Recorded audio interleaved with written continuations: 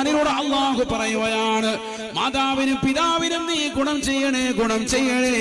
അതിൽ തന്നെ ഉമ്മയെ പ്രത്യേകമായി പരിഗണിക്കണേ. നിന്നെ 9 മാസം ഗർഭം ചുമന്നത് പ്രിയപ്പെട്ട ഉമ്മയാണ്. നിന്നെ നൊന്ത് പ്രസവിച്ചതും ആ പ്രിയപ്പെട്ട ഉമ്മയാണ്.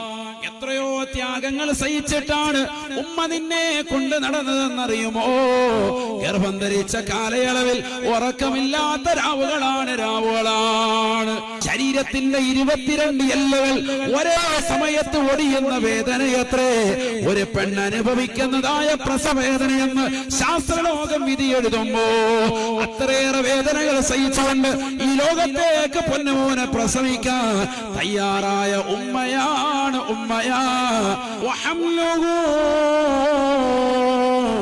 വഫിസാലുഹു 30 ശഹറാ. മലയൂട്ടുന്ന സമയവും അവളെ ഗർഭം ധരിച്ചതായ കാലയളവും സുബ്ഹാനല്ലാഹ് 30 മാസമാണ്. 30 മാസങ്ങൾ ചുരുങ്ങിയത് അവർക്ക് ഉറക്കമില്ലാത്ത രാവുകളായിരുന്നു. അല്ലാഹു പറയാ.